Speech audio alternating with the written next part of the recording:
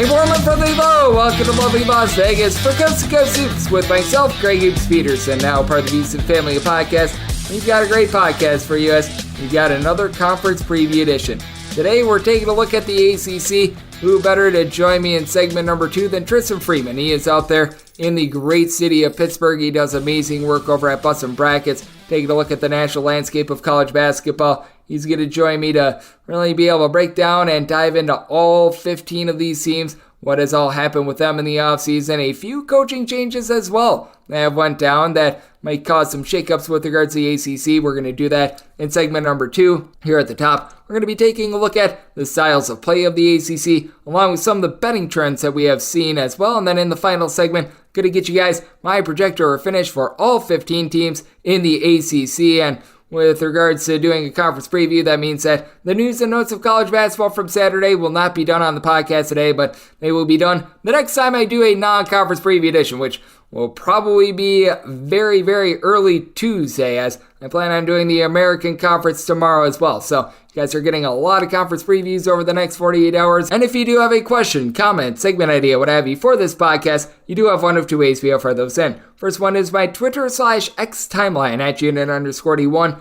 Keep in mind, letters CM, name does not matter, so as per usual, please do send these into the timeline. Other ways, find an Apple Podcast review. If you rate this podcast 5 stars, it is very much appreciated. From there, you're able to fire in whatever you'd like to hear on this podcast via that 5-star review. That should take care of all the housekeeping. Let's get down to business, and let's take a look at an ACC that was quite top-heavy last year with a lot of bottom feeders just really holding this conference back. The bottom 4 in general for the ACC was deplorable last year. We saw Louisville go 2-18 within the conference, 4-28 straight up.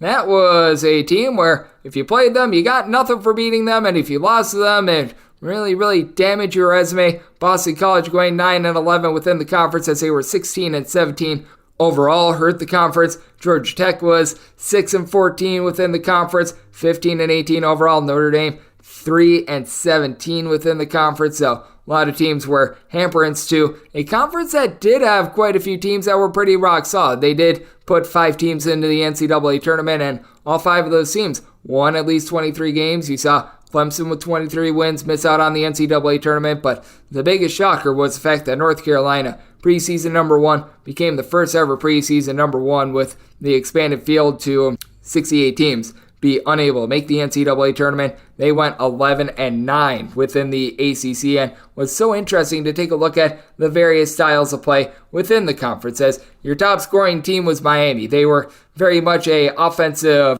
juggernaut and a team that was able to put the ball in the basket in pretty much any manner. But with the ACC, I think one of the biggest hallmarks for me last year was the fact that we saw a big fall off with regards to defense within the conference, and some of these defenses looked much better than what they truly were, because you did have a lot of the subpar defenses like Clemson. I'm going to throw Virginia in there, because Virginia, if you take a look at them in terms of a raw points allowed on a per possession basis, Virginia was ranking right around 42nd in the country, which is not bad, but I mean, it's not like it's absolutely incredible. Utah was 18th for a reference point, so I do think that that was worth taking note of. But with regards to this entire conference, it was one that just really didn't have a lot of defense being played, as Virginia was your top defense within the conference in terms of points allowed on a per possession basis. Number 2 was actually Duke. Duke slowed things down a little bit under John Shire. You tell that they're trying to turn over a little bit of a new leaf, and they were able to improve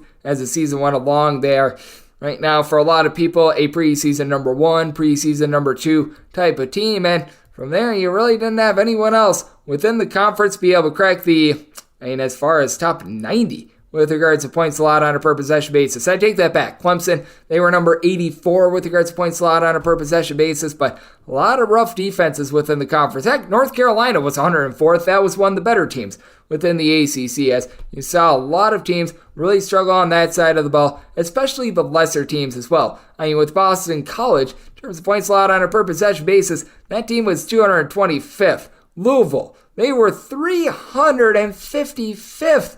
I mean, here's the way that you compare with Louisville. They were a spot worse than North Florida and a spot better than South Carolina State. That's how badly their defense reeked last year. So that was horrible. Notre Dame was one of your worst defenses in all of college basketball as well. 318th in the country in terms of points allowed on a per possession basis. That's part of the reason why we are seeing Micah Shrewsbury now in the fold for the team as well. Florida State, they were brutal on defense, so it was really a conference where you had a lot of teams just not be able to play a whole heck of a lot of defense. And with regards to an offensive standpoint, it was very hit or miss. I was bringing up Miami a little bit ago. 9th in the country in terms of points scored on a per possession basis.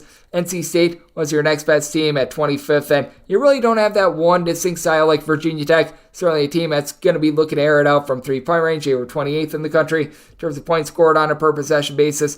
NC State, meanwhile, not a team that's really going to be going bombs away from three. Clemson was a little bit more of a three-point shooting team, number 44 in the country with that regard. Meanwhile, Duke, not so much. They're looking at Kyle Filipowski and company, a little bit more down low, looking to do some driving. They were 46th in the country in terms of points scored on a per possession basis, despite the fact that they really weren't a team that necessarily did a very good job of being able to shoot the ball from three. Wake Forest was 61st, so you've got a lot of different offensive styles within this conference. And if you do take a look at some of the betting trends that we saw from the ACC last year, it was a conference that did have a little bit of a rough time when it came to being able to defend their home floor. As for the conference, your top cover team at home was actually Pittsburgh. They went 11-6 against the spread at home. You did have a pair of teams of Virginia Tech and Clemson go 10-7 against the spread at home. Syracuse 9-6-3 against the spread at home, and then Boston College goes 6-10 against the spread at home. Louisville was 7-10 against the spread at home. Virginia 6-9-1 against the spread at home.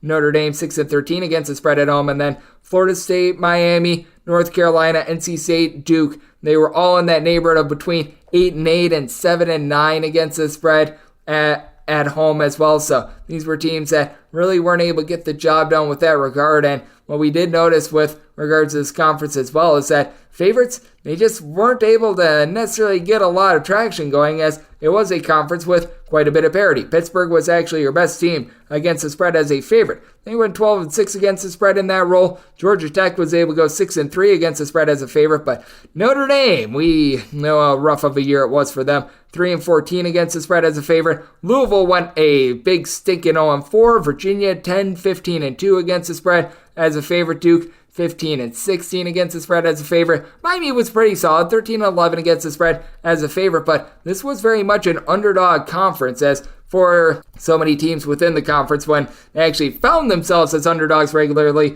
they were solid. The teams that didn't fare so well. Virginia was 2-4 against the spread as a underdog. Duke was 1-3 against the spread with that regard, and Virginia Tech, along with North Carolina, did not cover a single game as a underdog. North Carolina 0-5-1 against the spread. Virginia Tech 0-5. Meanwhile, Miami 9-3 against the spread as an underdog. Pittsburgh 11-5-1 against the spread with this regard. Even Boston College 13-10 against the spread as an underdog as well. It was really just in general a rough year for all these teams in the ACC. You had three teams that would have netted you a profit if you're betting on a minus 110 spread, where you have to hit at about 52.8%. Wake Forest 17-15-1 against the spread, Miami 22-15 against the spread, and Pittsburgh a very good 24-11-1. That was one of the best marks in all of college basketball, but you had six different teams cover 40.6% of their games or fewer. Louisville, Florida State 13-19 against the spread,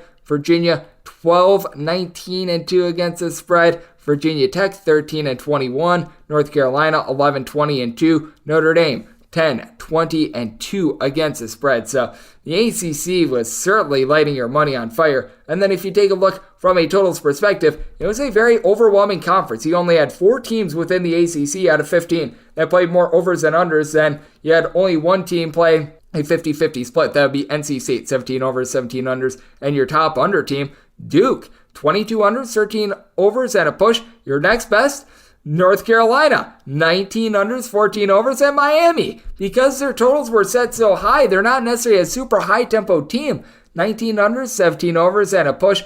Meanwhile, you had a quartet of teams play at least 59% of their games to the over. Clemson 21-13 to the over. Pittsburgh 22-14 to the over. Boston College 20-13 to the over. Wake Forest 19-13-1 to the over. A lot of this was because these were teams, aside from really Boston College, that were able to shoot it well from three-point range, and the defense, it was a little bit lackadaisical. And then when it came to within the conference, you saw a lot of these overs just really start to take hold, as only 5 teams played more unders than overs. As a matter of fact, only 5 teams played fewer than 54.5% of their games to the over, as you had Notre Dame, Syracuse, Wake Forest, Pittsburgh, Virginia Tech, Boston College, Louisville, all play at least 60% of their conference games over the total. Clemson very close, 13 overs, 9 unders, that's 59.1%. And the teams that were very demonstrative to the under, North Carolina, Duke, Miami, NC State, and Virginia. So it was a very interesting conference when it came to being able to gauge totals, as it did feel like teams, they were a little bit overhyped/underhyped with regards to just name recognition. You're going to find that a little bit in a conference that contains Duke and North Carolina, and a lot of topsy-turviness within the conference. And helping us sort all of that out is going to be our good friend Tristan Freeman. He does amazing work at Bustin' Brackets. Coming up next, we're going to be taking a look at all 15 teams within the ACC, some of the guys that are coming in, some of the guys that are outgoing, and so much more right here on Coast to Coast Hoops with myself, Greg Hoops Peterson, now a part of the VSiN Family Podcast, the ACC Conference Preview Edition.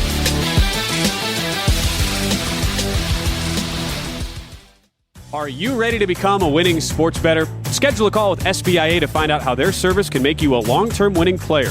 They've developed an innovative algorithm that maximizes units return, and they are so confident in their system that they offer a money-back guarantee.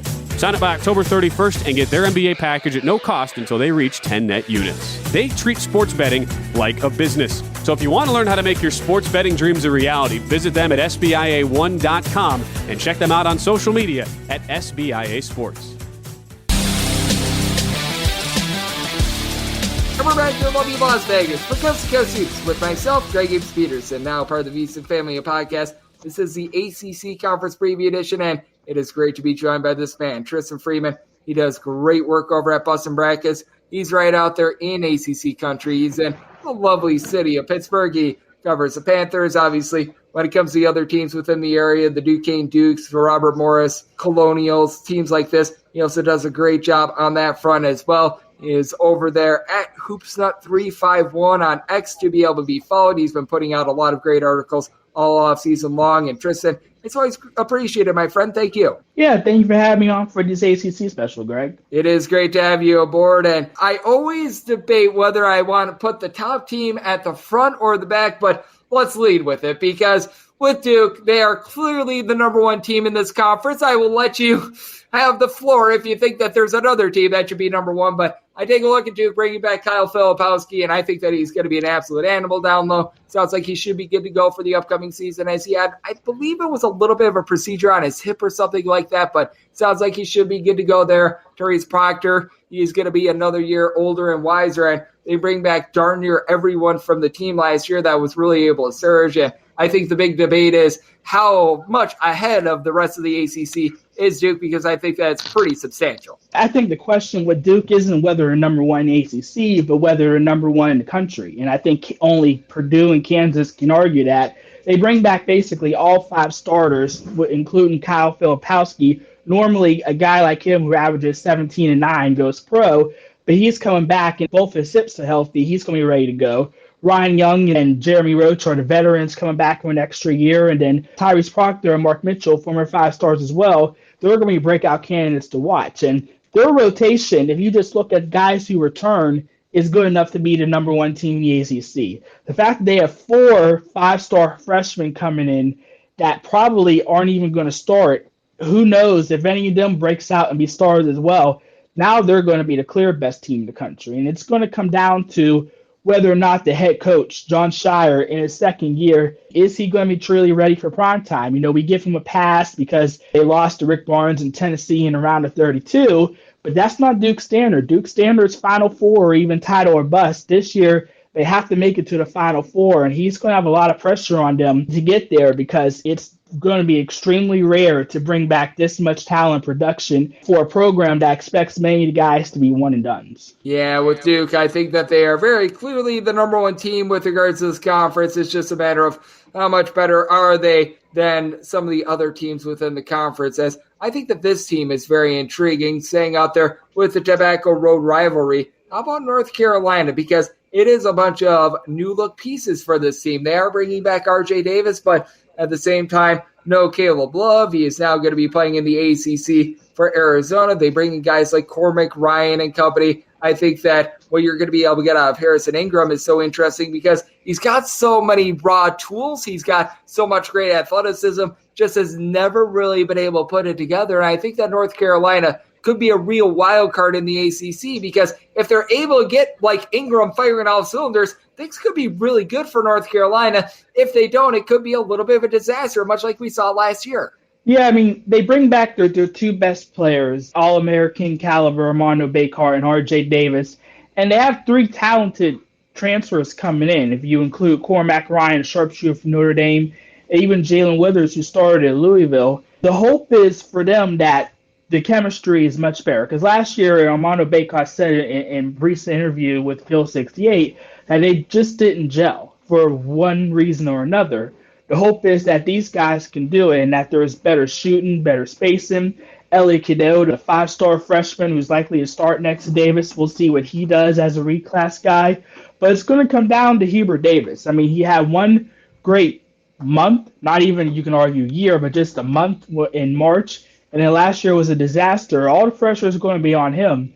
He might not be on the hot seat, but from a narrative standpoint, if he can't get them back in the tournament, back to what the normal standard of play is for the Tar Heels, his seat's going to start getting warm. Yep, it certainly is going to be. As joining me on the show, we do have Tristan Freeman. He does amazing work over at Bustin' Brackets. And Tristan, I mentioned it before, you are out there in Pittsburgh. So how about if we do take a look at the Panthers, who they were really the big overachievers with regards to the conference last year. Very little was expected for them. They were able to do an amazing job getting to the NCAA tournament. And they do lose a few pieces from last year. They were hoping to have Dior Johnson in the fold. Obviously, that fell through, but I don't think that they were banking too heavily on that. But how do you view this Pittsburgh team that I think under the radar, they were one of the better teams in the low post with guys like Federico and company. And I think that that's going to be a big key for them in an ACC where the defense was just not necessarily too terrific last year. Yeah, if you're a glass half full guy, Pittsburgh's going to have one of the top front courts in the ACC. I mean, Blake Hinson's one of the top return players, average 15 a game, nearly 40% shooting. So he's going to be the go-to guy. Zach Austin, the transfer from High Point, is one of the best athletes in the entire sport. And if he can shoot the ball at a high level, then he's going to be a great 3-and-D guy. But it's all going to come down to the backcourt. I mean, Ishmael Leggett with a 16-point score on a bad Rhode Island team, but you hope that he can be a double figures guy. And the point guard position's wide open. Without Dior Johnson, you're going to have two freshmen competing there in Jalen Lowe and Carlton Carrington. There's high optimism that Carrington, who's from the DMV area, could step in and sort of be a solid guard for them. But trusting a true freshman in the COVID era where you have all these older, experienced guys leading these offenses, that's going to be a question. And if Pitt's point guard play isn't good, then it could very well doom them. Yep, I do think that Pittsburgh is going to be one of the more interesting teams in the ACC because we saw what Blake Hinson was able to do from three-point range. That was very much able to take the load off of so many of those guys. And when it comes to three-point shooting, no doubt about it, Miami is going to have quite a bit of it. Now, they do lose a few pieces from last year. Obviously, Isaiah Wong not being in full this big, but Nigel Pack, we all know that he's able to pack it in from three-point range. And they bring in from within the ACC, as a matter of fact, from within the state, Matthew Cleveland, who his first year and a half at Florida State was looking like a little bit of a bust after being a top 50 guy, but really towards the second half of the season was able to emerge. And I do think that while a lot of people are going to talk about Nochad Omir, I think the upside for Miami might be based on how big of strides forward Wooga Poplar is able to take, as he was a 6'5" guy that it felt like just did a little bit of everything on their Final Four run last season. Yeah, I mean, the ideal scenario for Miami is that Poplar replaces ACC Player of the Year Isaiah Wong's production, and then Cleveland replaces Jordan Miller's. And if that happens, then they're going to be a very good team again because you have Omir, you have Nigel Pack. I am interested to see what Nigel Pack does as the clear lead guard because he and Wong sort of co-ran the offense. And we'll see what Pack does as the clear lead guy. My concern is that there's very little depth in the front court outside of Omier. They're going to have freshman Michael Nwoko, but if he's not good enough, they may have to play Cleveland at the 5 because they legitimately don't have a true power forward on the roster. AJ Casey, a former top 50 guy, is someone that they're going to have to rely on more as well. So I think the top of Miami's roster is going to be good enough to compete for a top 3 spot. But if there's any injuries or some guys underachieve compared to expectations, then their floor could be a little lower than people may think. Yep, and Bentley Joseph certainly going to be a big part of that as well. And when it comes to this team, I do think that they've got a little bit of a higher ceiling than a lot of people might think, and that's Georgia Tech. They bring in someone in Amari Abram, who, while he was over there at Ole Miss, he was able to put up some nice numbers. They bring back some guys like Miles Kelly that were nice producers last year, and with Josh Passer, I always thought that he was a solid coach, did not do a great job of being able to bring in talent, and now they bring in someone like a Kawasi Reeves, who was over at Florida, had some moments of brilliance over there. Kyle Sturvin coming in as well. He was from the regime last season as well. But I do take a look at what Damon Stoudemire has been able to do with Georgia Tech. And if nothing else, I think that this could be a team that with the talent that they have on the roster, it might take them a little bit of time to gel, but I think that this could be a team that surges late. They're a team that's probably going to be shaped similar to last year, which is going to be a 4-guard offense because, as you said, they bring back Miles Kelly, Debo Coleman, Kyle Sturvant, Lance Terry. They're solid players. And Abram, if he can be the breakout star, they're in good shape. The question for them is going to be the front court because Tapari is a 4-star guy that came over from UMass, but who knows how good he'll be in the ACC play. Same thing for Tyjon Clark because he averaged 16 and 9 at Western Carolina, but as we've seen from many bigs who don't necessarily space the floor, that could be an issue if he's not good enough as a post player. And then they also have Ebenezer Dwarner, who comes from NC State. He didn't play much with the Wolfpack, so who knows what he'll have. They could be a team that's really athletic on the perimeter, but if they don't have any real front court depth, then they might be a little better than last year, but I'm not on board with some of the others that necessarily has them as a potential top half team just yet. And I do think that it's going to be interesting as well because we could see them be a team that maybe is in like that bottom 6 of the ACC, but they might be that classic team that you don't want to play in the ACC tournament because they lose a lot of games early, but they pick up that chemistry late as well. As joining me on the show, we do have Tristan Freeman, who does amazing work over at Boston Brackets, and this team was able to take a massive leap forward last year. They went from 11 wins to 23, and I'm talking about NC State. They had 2 guys that averaged 17-plus points per contest, combined between the 2 of them, 7.7 assists per game, and Terquavian Smith and Jarkel Joyner that are now out of the fold. Casey Morsell is a solid 3-point shooter, but in terms of who's going to be running the offense, that's a big question mark because they do bring in Cam Woods. He's someone that could be able to take the load off a little bit for the team this season. If we assume that NC-A&T transfer Cam Woods doesn't get waived or sits out, they still have a ton of production coming in that we know can play at the ACC level. Just in the backcourt alone, DJ Horn, Jayden Taylor are double-digit scorers at their previous spots. Michael O'Connell was a starter at Stanford. And Casey Morsell flew under the radar compared to the other 2 star guards, but he was a double-digit scorer as well. And DJ Burns is a fantastic big man that was difficult to stop.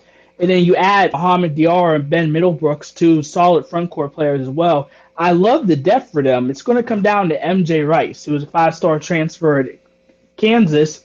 He was hurt last year and pretty much wasn't going to get in when Jalen Wilson broke out. But he's someone that could be a star. And if he has a big year, then NC State ceiling could be top 20 caliber. If he struggles and they don't know what the point guard play is and it's the same as last year with just less efficient guard, then they could be on the bubble again. So they could have one of the bigger variances from their ceiling to the floor in the ACC. And I do certainly agree with that. I think that this is a team that if everything booms, it could be a very good year for them. If it doesn't, could be a little bit rough. And with regards to Wake Forest, I think the big question is, what are you going to be able to get with regards to bringing up the ball and being that just dominant player that we've seen out of them year in and year out? Because Wake Forest the last 2 years, they've had that featured guy. Last year it was Tyree Appleby being able to stuff the stat sheet. 2 years ago it was Alondas Williams.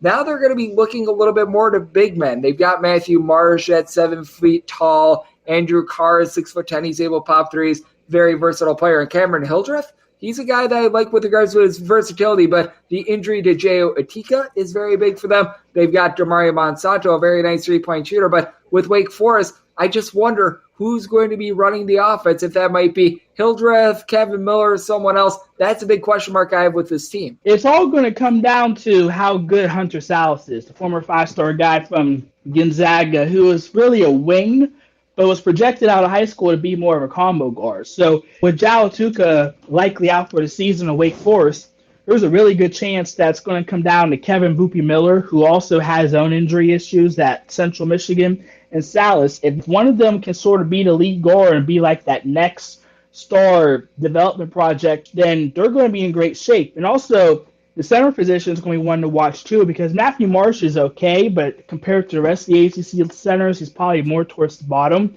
Ethan Reed's going to need a waiver. It's hard to see him get one, but he's a former five-star guy too. So if the former Gonzaga guys can sort of have a big year, then Wake Forest can be in the tournament picture. Although they've had great transfer success before, and that still hasn't equated to get into the big dance. So they're going to need something even better to break through for them. I think that they are going to need to have the waiver go through for Efton Reed for them to be able to have a shot. But I do think that Steve Forbes, one of the better coaches that you're going to find in the ACC and really in all the country as well. And I do think that he's going to have the team firing all cylinders. He's going to be able to find a way. How far he's going to be able to take them is a question mark. And with Boston College, it's been rough for this team the last few years, to say the least. And they do lose some of their top scorers from last year, like Micaiah Ashton Langford. Really, both of Langfords are now out of the fold for them. I like the upside of Jaden Zachary, but took a massive step back after he shot so well from three-point range 2 seasons ago. Now, Quentin Post, if he's able to stay healthy for the entirety of the year, he's a 7-footer that is one of the more underrated players, in my opinion, in all of college basketball. But depth is a big issue with Boston College, and it's hard to see them making a lot of noise in the ACC this year. I mean, Boston College is a really good example of why the ACC overall has struggled, because in league play, once Post got back and was healthy, they were very competitive and looked good. The problem is they had so many awful losses in the non-con, including the Tarleton and Maine of all teams, that they ended up being a quad 4 disaster, and Clemson unfortunately found it out the hard way. But they have talent. They have Post. Zachary, with, I think, less backcourt depth clogging things up, I think can be a guy that takes over. Claudel Harris is going to have to be an impact transfer for them, and we'll see what happens with Prince Aligbe, who has talent and showed flashes as a freshman. I think he'll get a bigger role himself in his sophomore year. This is going to be a big year for Earl Grant, because they're going to need Boston College to take a step, and then Post his last year. If they don't show something, then who knows? Maybe he could be a quiet hot seat candidate. Yeah, it's been rough for Mr. Earl, and really it's been rough for all the guys that have taken over after Al Skinner over there at Boston College, and it's not been a great state of affairs for them the last few years. As joining me on the show, we do have Tristan Freeman, who does amazing work at Bustin' Brackets, and the good news for Louisville is it can't get any worse. They went 4-28 last year, with leading off their season last year losing to Bellarmine on their home floor. So, you know what? You've only got up to go from here. Brendan Hundley Hatfield showed a little bit of versatility last year. And Sky Clark is pretty much better than everyone that they had, not named L. Ellis last season. They bring in a few guys with some upside like Trey White. Mike James was able to show you a little bit of something last year. I still think it's going to be rough for Louisville. I still think that this is going to be a bottom-tier team in the ACC. I think that they can win more than 4 games, unlike last year, though. Yeah, I mean, not having Trenton Flowers may be a blessing in disguise, because so far what we're seeing over at the NBL in Australia, he's not a point guard. And if he wanted to be a ball handler, it was going to be a disaster. So having Sky Clark and hopefully Tyler Johnson, if he's academically eligible, that'll work out. But Clark wasn't a winning player at Illinois, and that's part of the reason why he didn't stick around. So if he's your best guard, and we'll see what USC transfer Trey Wright does, then they're not going to be much better. Now, will they win 4 games? No, but Louisville standards is supposed to be competing in the top tier of the ACC. So they still end up being in the bottom 3. It's going to be hard for Kenny Payne to make the case that he can keep his job. And there's still talent, but as last year showed, if the pieces don't fit, then you're not going to win. So it's very interesting to see what they do, because there's a lot of intriguing pieces. But again, we still don't know how they're going to fit together. Yeah, but we do not know how they're going to be fitting together. And I do think that it's going to be a relatively rough year for them. And I think that this team is going to be a fascination as well, because with Florida State, it just was a disaster last year. They were so bitten by the injury bug that it's not even funny. Now they do have to replace Matthew Cleveland, but and some of those guys that they were missing last year. Bob Miller missed the first half of the season, and you could tell that he just wasn't necessarily himself when he was out there on the court last year. Guys like Jalen Gainey, guys that will really be able to defend down low. Having them in, I think just by that and that alone is going to be able to help out Florida State. I do think that Leonard Hamilton is a relatively solid coach overall, and with regards to Florida State, I don't know if they're going to be able to be necessarily a top half of the conference team, especially with Primo Spears. I am a little bit doubtful that he's going to be able to get a waiver, but if they're able to have Jalen Worley take a step forward and have Cameron Fletcher, who was relatively solid towards the back half of the season, take strides forward as well, there is some upside for the Seminoles. Yeah, out of respect for Leonard Hamilton, I just can't see them having back-to-back bad years, and I think some of the players that he lost wasn't huge losses because the defense was just awful, and something had to change. And getting two-time Ivy League Defensive Player of the Year, Jalen Gainey, back and hopefully healthy in the front court should work out. Cameron Corhan was actually a good freshman for them, so I think the front court should be solid for them. The backcourt's going to be a question, and even if Primo Spears does get a waiver, he's a combined, 3-28 in league play at Duquesne and Georgetown. Like, he has to prove that he can be a winning player before I'm optimistic about having him run the offense. But then on the flip side, Jalen Worley can't score. So you're either going to have someone who only scores or someone who can't score. Then come down to Darren Green, who's the top returning scorer, Josh Nickelberry, the sixth man of the year in the A-10 at LaSalle. What kind of impact they'll have. They're a team, too, that could easily finish in the bottom four, or if things can work out again, maybe with a different culture and clear heads, that Leonard Hamilton can sort of will them to a top six finish, which is possible with the front court leading the way. When it comes to them, it's going to be so interesting to take a look at that, as well as I feel like they're a little bit of a higher variance team as well. And with regards to Clemson, you know that this team is going to be playing a slow style of offense, and you know that there's going to be some solid three-point shooting. They bring in Joe Girard, someone who over at Syracuse was a very good scorer. Didn't do a total boatload else other than score last year, but in past years he has been relatively solid at being able to generate some steals. And having back in the fold Chase Hunter, I think, is just absolutely massive for this team, as well as Chase Hunter and PJ Hall last year. They were really the team for this bunch. They also bring in someone in Bass Lighty, who comes in from UNC Greensboro. I think that he's a little bit of an under-the-radar transfer as well. But with Clemson, it just feels like they've been on the cusp of the last few years. They haven't necessarily been able to get over the hump, and I just sort of read that as that being Clemson's MO this year as well. Perhaps win like 19 to 20 games, have a solid year, but not be able to get quite over the hump again. Clemson losing Hunter Tyson, who I would argue would have been the ACC Player of the Year had Clemson not had a late season. You bring in Joe Girard, who averaged 15 a game in Syracuse. He was fantastic. He has the chance to be a fantastic offensive weapon. Pairing him with Chase Hunter could be one of the best in the ACC. And PJ Hall is a top 50 player in the sport, an outstanding stretch big man. So I think Clemson could easily have one of the top 2 or 3 best offenses in the ACC. But their defense is going to leave a lot to be desired. And they have Jack Clark to be the 4-man.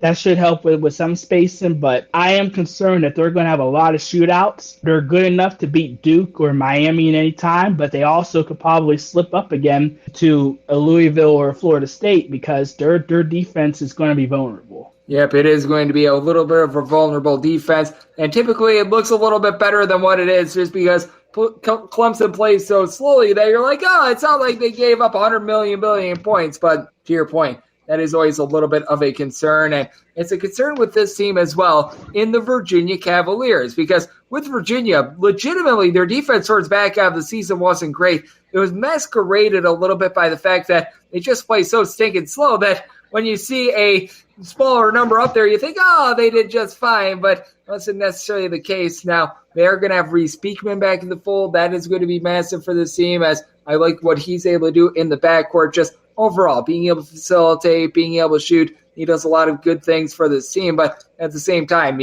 lose from last year, Jane Gardner, Ahmad Franklin, Kie Clark. Those are pretty much your top 3 scorers, and I do think that for Virginia, having to replace all those pieces with guys like Andrew Rode and company, that's going to be very difficult. Yeah, and you lost a lot of pieces, but I think there was a ceiling when you had Armand Franklin and Jayden Gardner leading the way, and Kie Clark if you want to add him. So maybe the new core could rise things up, but there's some question marks. I mean, Andrew Rody was a great scorer at St. Thomas, but that was in a summer league that doesn't play a lot of defense, and Virginia is all about defense. So how many minutes can he play while the pack line defense remains formidable? And then you have Jordan Meyer, who's the co-NEC defensive player, well, player of the year and defensive player of the year.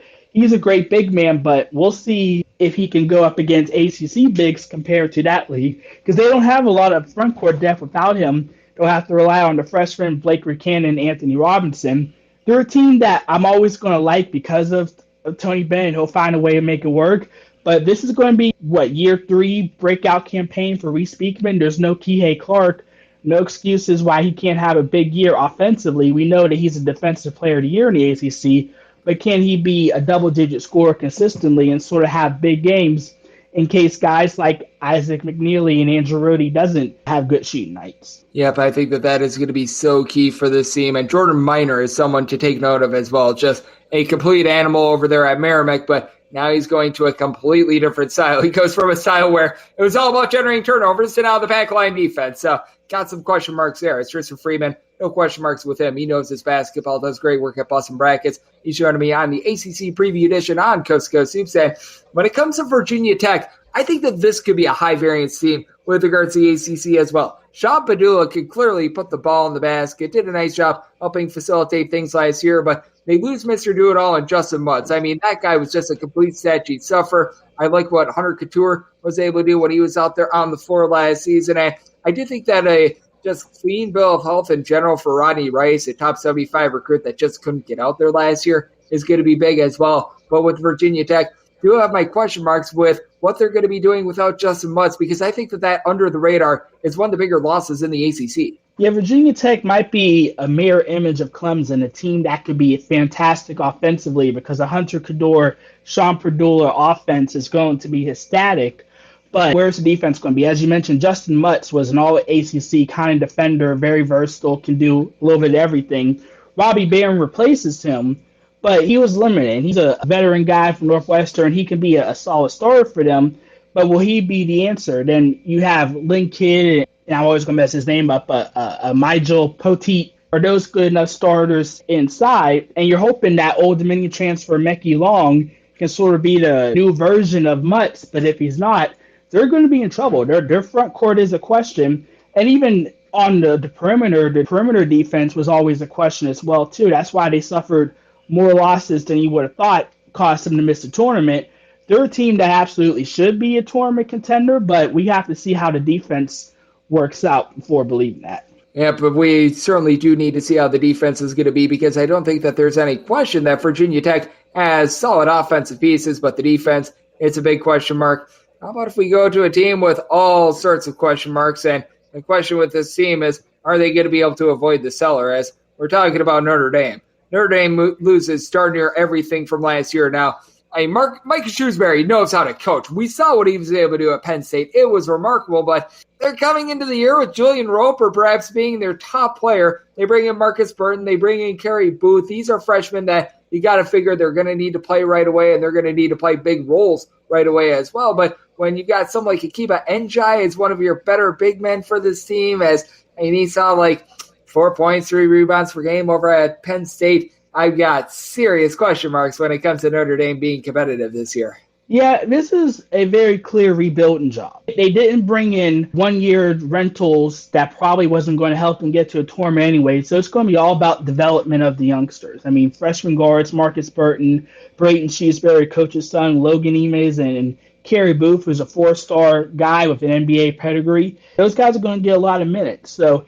even though there's probably going to be expectations that they're going to be awful, if they can at least show to be competitive and find the building blocks of the future, because they already have a solid 2024 class coming in, then the future is going to be bright. And I think Notre Dame fan base, after seeing upperclassmen roster struggle the past 2 years, they probably don't care that it's going to be one of the youngest rosters in the country. But we'll see how competitive they can be. And quite frankly, if you're Louisville, you're kind of happy that you're not going to get picked to be last in the league after what last year was. Yeah, that's benefiting Blue Blood out there.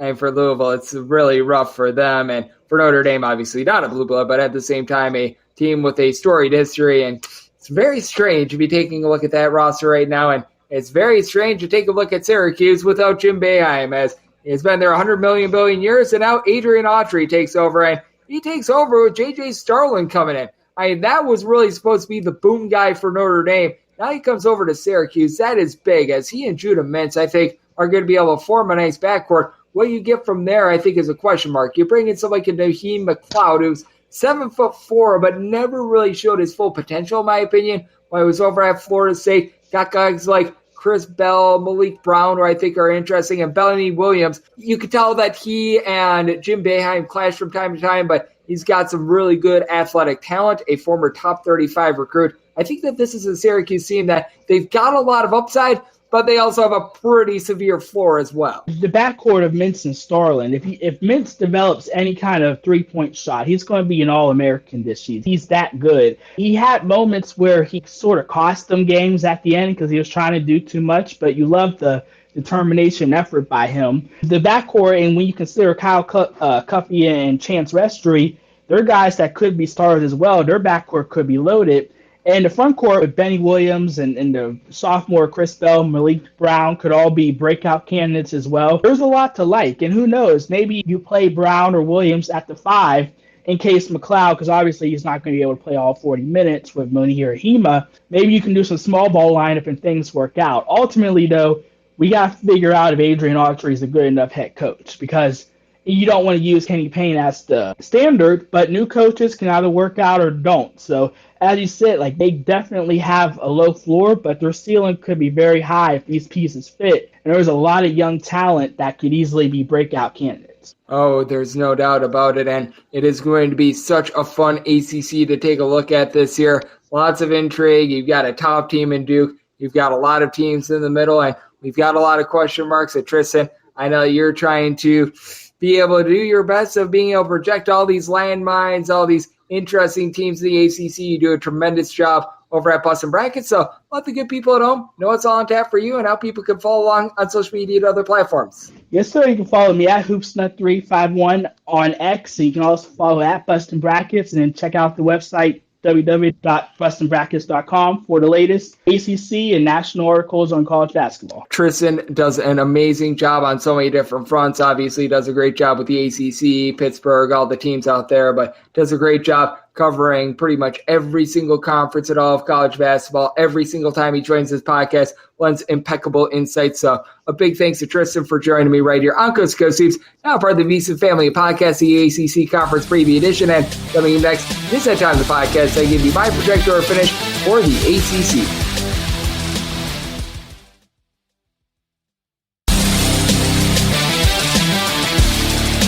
And we're back here in lovely Las Vegas for Coast to Coast Hoops with myself, Greg Hoops Peterson, now part of the VSiN Family Podcast. Always great to get Tristan Freeman of Bustin' Brackets aboard. He does such an amazing job taking a look at this game that we all know and love of college basketball. He ran through all these teams with me in what is going to be a very fascinating ACC. So I always do appreciate it. Big thanks to Tristan for joining me right here on Coast to Coast Hoops. And now, since it is a conference preview edition, it is that time of the podcast that I give you my projector or finish for the ACC, because I am doing a conference preview today. On the next podcast, in which is not a conference preview, I'll be rounding up all the news and notes that we saw from college basketball on Saturday. I'll most likely do an American preview tomorrow, so it'll probably be Saturday, Sunday, and Monday's news and notes on the podcast. It comes out very, very early on Tuesday, so just be mindful there. So we're going to get everything covered, but do want to be giving as much love as humanly possible to the ACC. But do have to admit that I think that this team is going to be dead last in my projector or finish, and that'd be Notre Dame. Micah Shrewsbury is a heck of a coach, but I just don't see how these pieces are necessarily going to be able to do much. Julian Roper was a solid player while he was over at Northwestern, and I do think that he has some upside, along with someone like a Marcus Burton. Burton, as a 5'10" freshman, I do think that he's going to be able to be a nice little contributor, but I mean, Tay Davis is one of the main guys that they brought in via the transfer portal. He and Kiba Njai are going to need to lock things down low. Both of these guys gave you about 3 rebounds per contest. They were good glue guys that were able to give you a little bit of rebounding, but I just take a look at this spot, and I don't think that we are going to be seeing a whole heck of a lot from Notre Dame this season. I think that this is a big-time rebuild. I think that in a few years, things can really get locked and loaded with the team, but I do not see it this year. Notre Dame, with regards to my projector finish, they land at number 15. At number 14, I am going to be going with Boston College, and Quentin Post towards back half of the year last year was awesome. 15-plus points per contest, a 7-footer that's able to pop threes. What are you going to be able to get outside of that, as the Langfords are both out of the fold when it comes to the backcourt? Jaden Zachary, we saw him as a freshman be one of the best three-point shooters in all of college basketball last season, in a much higher usage role last season. It was not so great for him, as his overall scoring was able to go up just a touch, as he was able to put in there 10.5 points, 2.7 assists per contest, but went from shooting about 48% for three down to about 32.5% from three-point range. This is not a team that is winning a whole lot of recruiting battles either, so you're looking at someone like Fred Payne trying to help out in the backcourt. I just don't think that he's going to be able to do so. Mason Madsen is not someone that I necessarily feel too great about, and other than Quentin Post, you don't have a lot down low. Devin McLaughlin might be able to give you a few rebounds, but they're looking at someone like Claudell Harris Jr., who comes in from Charleston Southern, to be able to help hold down the fort for this team.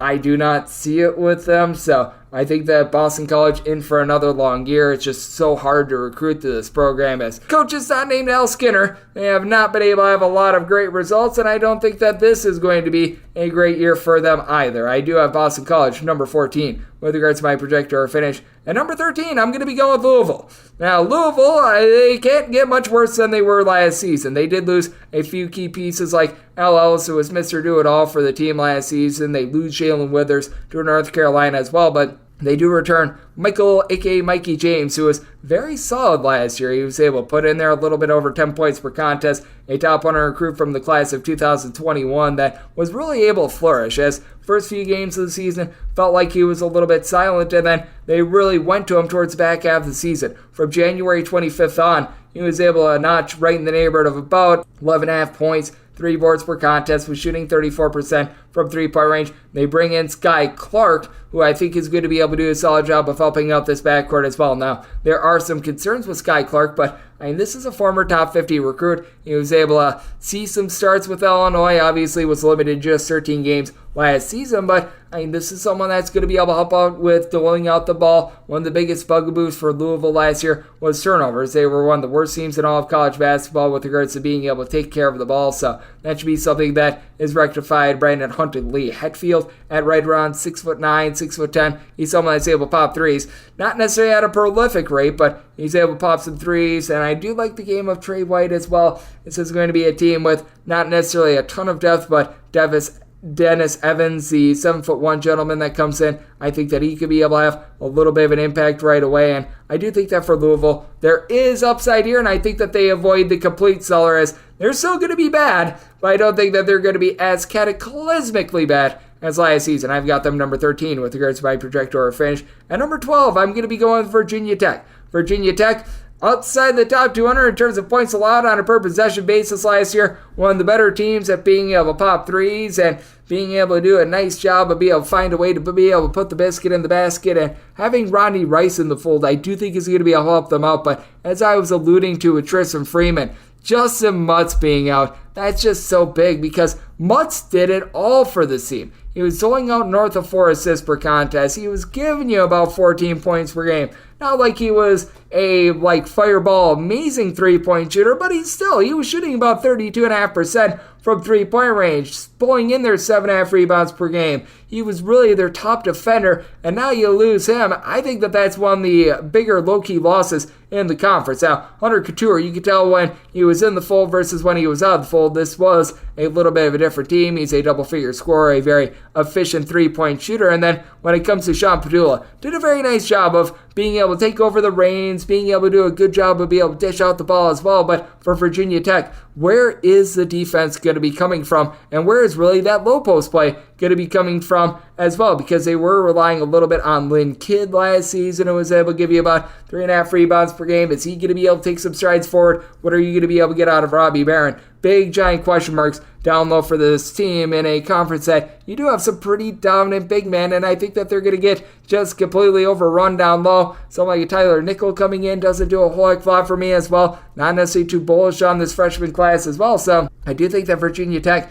going to have bigger problems than a lot of people think. They're going to be fine on offense. The backcourt is relatively solid.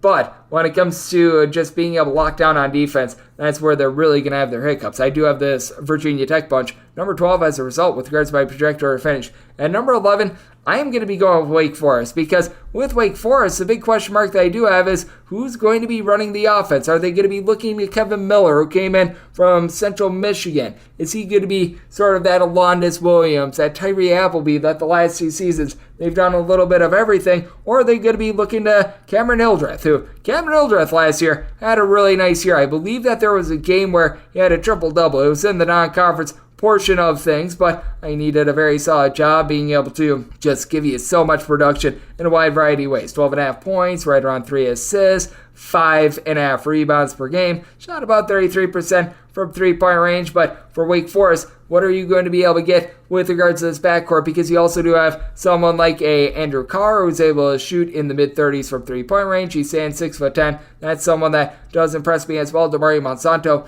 he's a solid three-point shooter, but can't necessarily create his own shot. I'm thinking that Efton Reed is not going to be able to get that waiver to be able to play immediately. That would be a nice boost. He's a former top 75 recruit out of high school consensus. At 6'11", 7 feet tall, is able to stretch the floor a little bit, but certainly can give this team a little bit more shot blocking ability as well. Hunter Salas, he comes over from Gonzaga, but he's not necessarily a natural ball handler. He is someone that plays off the ball a little bit more. Defense was called into question a little bit in his time at Gonzaga as well. So I do take a look at this Wake Forest team, and I feel like they're banking on a lot of guys that just aren't necessarily going to be game breakers and are going to be able to elevate this backcourt. So I did set them number 11 with regards to my projector finish. At number 10, I did go with Pittsburgh. They are not going to have Dior Johnson, but if you were banking on Dior Johnson, I felt like that was a little bit foolish to start with. But Blake Hinson, this team, it feels like they are going to go as far as Blake Hinson is going to take them, because they do lose quite a few guys from that team that was able to make the NCAA tournament last year. Good news is Frederico was able to give you north of a block and a half per contest. He was really a nice surprise for this team. He is going to be back in the fold, as well as you also have the man in Mr. Hinson, who was able to give you 15 points, 6 boards, shot 38% from three-point range. I mean, this is one of the best players that you're able to find in the ACC, but what are you going to be able to get around him in the backcourt? Ishmael Leggett was a very solid player while he was over at Rhode Island. Last season, 16.5 points.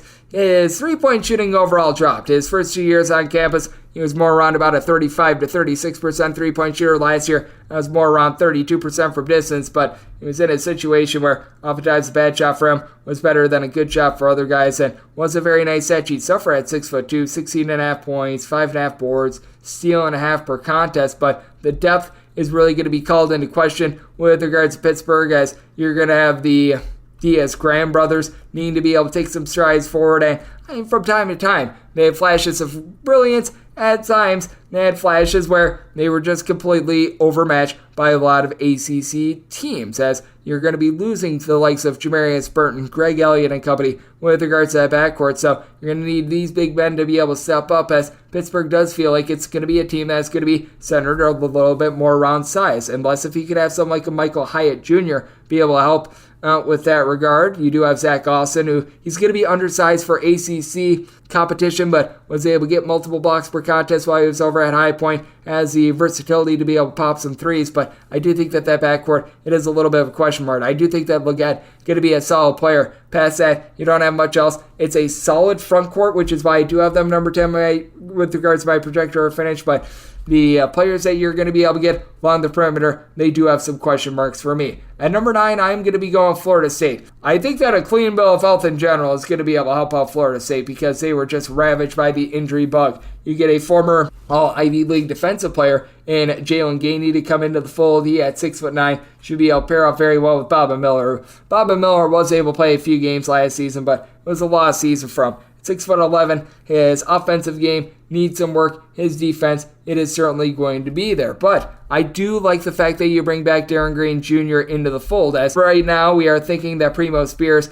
unlikely to be in for this team. If they're able to get Primo Spears, terrific, as he's been a double-figure scorer everywhere that he's went. Began his career at Duquesne last season. He was able to do a nice job being able to put in their points when it came to Georgetown. But for Cameron Fletcher, I think that this guy is a little bit of a bigger deal. Was limited to just 10 games last season while he was out there on the floor. Was able to give the team 10.5 points, shot in the mid-30s from three-point range. And I think that he's got a lot of upside. A former top 75 recruit who every time he's been out there on the floor for Florida State has been able to give them good results. Same time, he does need to just be able to be a little bit more available as he was dealing with injuries last season. You've got Jalen Worley, who's a nice little bit of a glue guy because he really doesn't score a lot. He'll give you a little bit of facilitation, things like this, but not a guy that is necessarily going to be throwing the ball in the basket, which that does put the onus on Darren Green to really be the main scorer for the team because you now have Matthew Cleveland out of the fold, no more Cameron Mills as well, so it is going to be up to Mr. Green to be able to give this team a nice boost, and he did shoot about 36.5% for three with 13.5 points, 2 assists per contest a season ago, but you do have to be calling into question some of the depth that you've got with Florida State with regards to the backcourt. The front court is going to be just fine in my opinion with having all these guys back, but we saw what happened when injuries really struck this team, and when Florida State is at their best, they do typically have a 9 to 10 man rotation. We saw that when they made the NCAA tournament in previous years. They would just have like pretty much hockey style line changes to where they had so many guys that were able to give you so many different looks, a lot of versatility, everyone shooting at least 32% from three, but nobody shooting above 36% from three-point range. Gotta wonder if Josh Nickelberry going from the Atlantic 10 over to the ACC, if he's going to be able to make that jump or not. So there's a lot of interesting pieces. Leonard Hamilton does a solid job of coaching and always does a good job of being able to bring in some athletes. And this team does have a lot of athletic ability, but I do have question marks with regards to them, for one, being able to stay out there on the floor, and two, just what you're going to be able to get from a scoring standpoint in the backcourt. So I did set Florida State at number 9 with regards to my projector finish. Oh, by the way, they also had lots of defensive concerns as well, as I had number 8 in my projector finish. We're going to be going with Syracuse.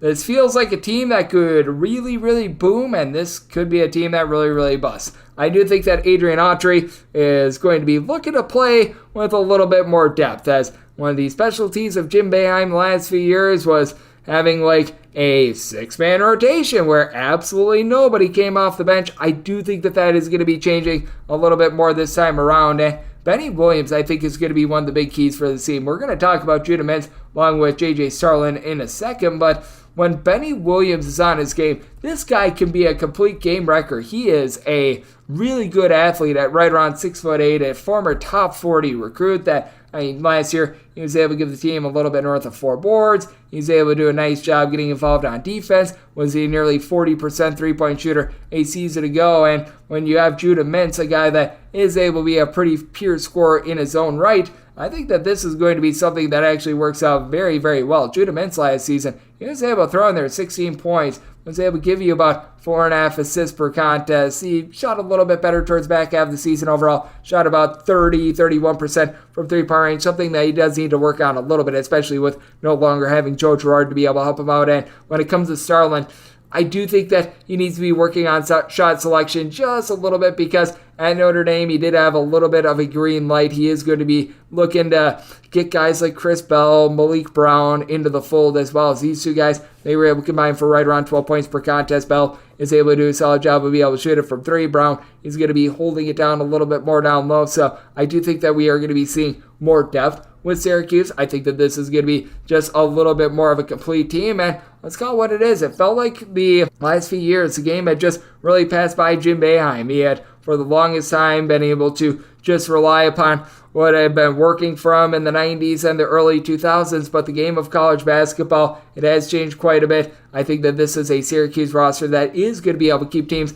on their toes with bringing in guys like Naheem McLeod. If he's able to stay healthy at 7'4", he's able to do a solid job down low. Chance Westery, I think at 6'6", has a lot of good versatility as well. So I do think that there's quite a bit of upside here with Syracuse. I've got them number 8 with regards to my projector finish. At number 7, I also do think that there's going to be some upside with regards to this team. I'm going with Georgia Tech. Georgia Tech did a really good job of being able to hit the transfer portal. They bring back some of their top performers from last year, Lance Terry, Miles Kelly, they're going to be back in the fold along with Kyle Sturdivant. Sturdivant, very relatively solid three-point shooter that I think is going to pair up very well with Amari Abram. Abram comes in from the ACC, and I thought that this was one of the more under-the-radar transfers in college basketball. Last season, when he was over at Ole Miss, 8 points, right around 2 assists per contest, shot in the neighborhood about 36.5% from three-point range as a true freshman. Got to figure that year 1 to year 2 bump is going to be very beneficial for him. And when it came to what Abram did in the back half of the season as well, it's not like he was getting completely just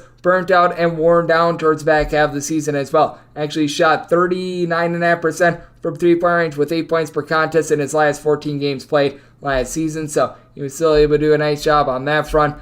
I also just believe in general Damon Stoudemire is a upgrade at the coaching spot, as Josh Pastner just was unable to bring in talent. In terms of X's and O's, in terms of getting the most out of his guys, he honestly has never been really too bad of a coach, but he just couldn't bring in talent in general. Even someone like Deshaun Claude, who he played at a lower level, he still at Western Carolina was able to give you 8.5 rebounds per game, with having the likes of Miles Kelly, Dallin Coleman back in the fold. That is going to be big, as for Kelly, he was really the main scorer for the team, 14.5 points per contest, shot about 38% from three-point range for a Georgia Tech team that they just had overall struggles, especially with being able to get to the free throw line. And I do think that with this team, they are going to be a little bit more willing to try to drive the ball as well, which I think is going to be able to help out their overall offensive process. And I think that Damon Stoudemire is really going to be able to get the most out of this team. So I do have Georgia Tech, number 7, with regards to my projector or finish. At number 6, I'm going to be going with Virginia. With Virginia, I just really don't like what I'm seeing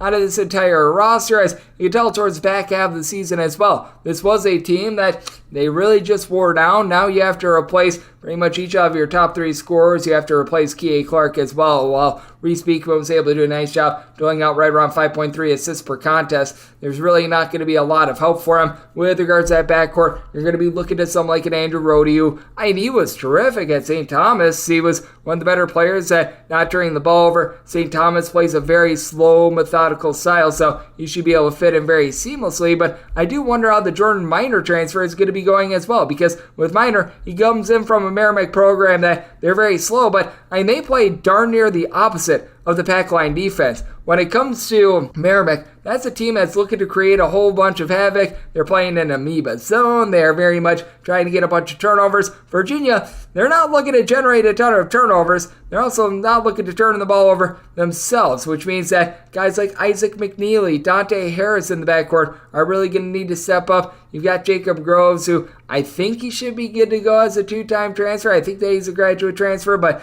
he was a solid 3-point shooter while he was over at Oklahoma, but nothing more than an ancillary piece. You are going to be missing someone like a Jane Gardner down low from a season ago. Ryan Dunn is going to need to try to get her done for this team. They're without Caden Shedrick as well. Lots of moving pieces here for Virginia. I think that Reese Beekman is going to be able to have a solid season, but even with a solid season, I still do think that there's going to be struggles for Virginia standards. So I do set the Cavaliers number 6 with regards to my projector or finish. At number 5, I'm going to be going with Clemson, and I am right there with Tristan Freeman. If Clemson had Hunter Tyson, my goodness, you'd be looking at one of the better teams in all of college basketball. But you do have PJ Hall along Chase Hunter back in the fold. Pair of guys that average a combined 29 points per contest. Hunter really took some of the biggest strides of any player out there in college basketball, and some of the bad losses that they took, they were with Hunter out of the fold. You could tell just what he means to this offense. 4.5 assists to right around 2.3 turnovers per game, about a 36% three-point shooter, and having someone like a Hall that stands right around about 6'9", 6'10", is able to pop threes at a 40% clip. That is just so massive for this team as well. They do lose some of the glue guys like an Alex Hemaway,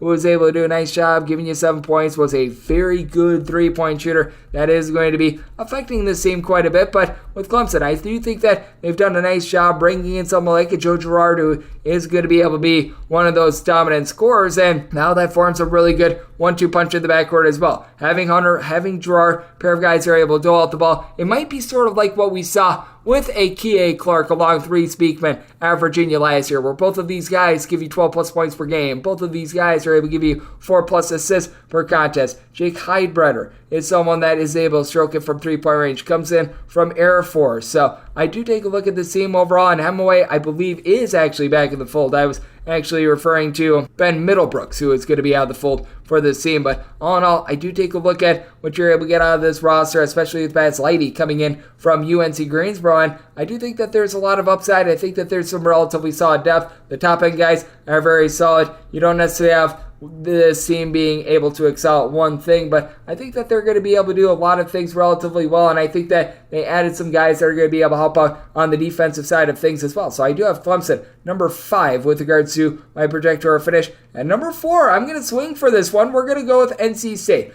With NC State, this could go really, really well. This could go really, really poorly, but they've done an incredible job bringing in guys via the transfer portal. MJ Rice just did not see a lot of burn last year when I was over at Kansas, but this guy is a top 50 recruit that at 6'5", from everything that I saw in high school, he's able to pop it from three-point range. He's able to be a relatively good plus defender. He's able to do a nice job of being able to create his own shot as well. That's something that you absolutely love to see. DJ Turn It Up Horn, he comes in as well from Arizona State. He's a 2-time transfer, but he should be a graduate transfer. He's already been in college for 4 years. 12.5 points, shot about 35.5% from 3 last year at Arizona State, and for his career, more on a 38% three-point shooter. Able to dole out the ball, able to give you a little bit of defense as well, and that's going to be big for NC State. Can they improve upon this defense with someone like a DJ Burns being able to lock things down low? Burns actually began as a little bit of a reserve last year. He was actually behind Dusan Modosic for the first 10 or so games of the season before he was able to elevate up a little bit. Now, replacing Terquavion Smith,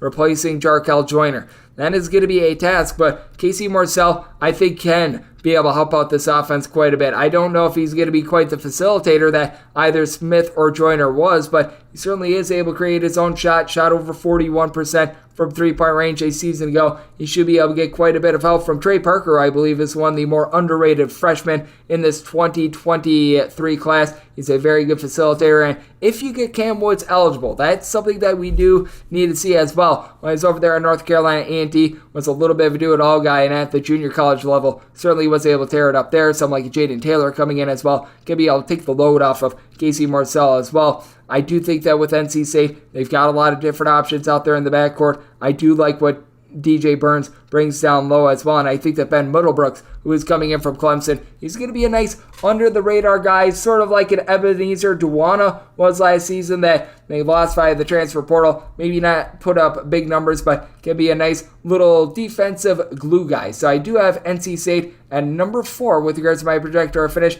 At number 3, I'm going to be going North Carolina. You can tell that Caleb Love and RJ Davis just weren't necessarily forming the best 1-2 punch in the backcourt, and now bringing in Harrison Ingram, I think is absolutely massive. With Ingram, he was averaging right around 12 to 13 points per contest last season at Stanford, and I saw Ingram be able to improve towards back half of the season. As with Ingram, there's never been a question as to whether or not the talent has been there with him. This guy is right around 6'7". He's able to do a nice job of being able to pop the ball from three-point range. He does a nice job being able to pound the glass a little bit as well. It's just been a lot of it with regards to decision-making, and it all comes back to coaching. I mean, he was under the tutelage of Jared Haas. I recognize that we've got our question marks with Hubert Davis, but Jared Haas, we have seen not be able to develop talent. Let's just call it what it is. And him now going to North Carolina, I think, is beneficial. I actually think going to Chicago State would have been beneficial as well. I mean, darn near any program would have probably given him better tutelage than Jared Haas, but I digress. But I mean, the last few games of the season was doing a nice job. Final 14 games, 12 points, 6.5 boards, shot about 34% from three-point range, and really did a nice job of being able to facilitate as well with a little bit over 4 assists per contest. That should really be able to help out RJ Davis in the backcourt, who he last year had right around about 3 assists per contest. You can tell that Davis has been able to get better and better with regards to his shooting stroke every single year that he has been in college as well. Now at North Carolina, they played a little bit of better defense last year, but that was at the cost of their offense going straight down the toilet bowl. I do think that with Hubert Davis, He's going to be very much looking to run. I think that he's got a team that they might need a little bit of an adjustment period with that, because Cormac Ryan does come in from Notre Dame. He's a very good three-point shooter, but he played in one of the slower styles in all of college basketball. Paxton Wojcik comes over from Brown, a team that they were hanging their hat on defense a little bit. Jalen Withers, I think, could be relatively okay down low, but once again, he comes in from a program in Louisville that they weren't necessarily pushing the ball as well. So it's going to be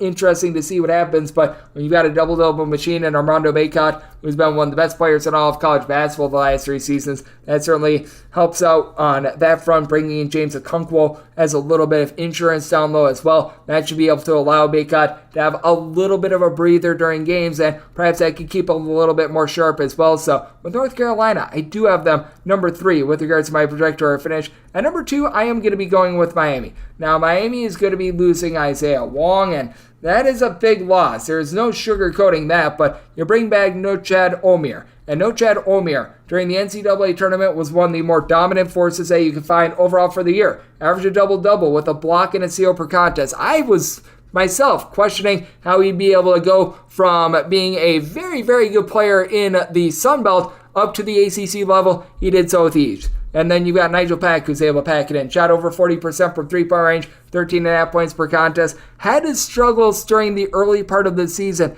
at Miami. You could tell that with a little bit of a different style, him taking on a tad bit of a different role than he had at Kansas State, that it did take him a little bit for the gears to turn and to really just find exactly his footing. But once he was able to do so, he was very terrific. Final 12 games of the season, 16.5 points. Not a guy that's going to dole out the ball a lot, but was able to also contribute right around 1.3 assists per contest, shot 41% from 3. The biggest question mark that you do have with this Miami team is defense. Is Wooga Poplar, along with Bentley Joseph, going to be able to be those guys that can make Miami not a great defense? They don't need to be a great defense. Are they able to be competent? Are they able to be formidable with regards to defense? And then on top of that, you bring in someone like Matthew Cleveland. Towards the front half of the season last year, really didn't do a lot for Florida State, but at 6'7", was able to shoot in the high 30s from three-point range, was giving you a bunch of double-doubles in ACC play. Absolutely love his overall game. And then the freshman Michael Nwoko, he had 6'9". I think that he's got some very good post moves, and on top of that, he should be able to give the team a little bit of versatility with his size. That's going to be massive for Miami. I do have them number 2 with regards to my projector or finish, but at number 1, and this could legitimately be the number 1 team when it's all said and done. Right now, it's between they and Kansas, in my opinion. It's Duke. I mean, you bring back Jeremy Roach to be able to run the show, and then Kyle Filipowski, who was able to take so many strides forward. It's going to be a first-round draft pick. He was a top 5 recruit last season, putting in there right around 15 points, 8 to 9 rebounds per contest. That's big, but really the X factor here, can Tyrese Proctor be that All-American that we're expecting him to be? Like last year, he should have been a senior in high school. Instead, he reclassified, was able to put up good numbers as well, and what should have been a senior year of high school from 9.5 points per contest, 3.3 assists per game. The overall three-point shooting at right around about 32 or so percent. It was solid, and for Tyrese Proctor, it felt like the light came on for him more towards the middle part of the season as well, because he did have some struggles very early on. You'd expect that from any guy that is supposed to be going to a senior prom, but I mean, in the final 15 games of the season, the team went 15-5 in that stretch. He was able to be a big contributor for it. A little bit over 4 assists, 1.8 turnovers per contest, 11 points per game, shot 37% for 3. Really took the onus and the load off of Jeremy Roach. That is massive, and if you can get anything onto these freshmen, that's just an added bonus for the Duke team as well. So they've got one of the best freshman classes coming in as well. Someone like Jared McCain, who is someone that's able to dole out the ball, has a little bit of a sneaky shot to him as well. Sean Stewart at 6'8", really good versatility with regards to what he's able to bring to the table. TJ Power, I feel like, is really the forgotten guy at 6'9" with regards to this recruiting class. I don't know if he's going to be able to do a ton on defense, but his offensive game, it certainly is there for this team. Even someone like Caleb Foster, I mean, that's all very beneficial as well. You still have Ryan Young at 6'10" to be able to do a solid job, teaming up with Filipowski down low to be able to pull in there some rebounds. This team has very nice depth with all the freshmen that come in. If they really wanted to, they could go with like a 9 or 10-man rotation. Duke, I think, is locked and loaded. The expectations for them should be national championship. I've got Duke, number 1 with regards to my projector finish, and that wraps things up for my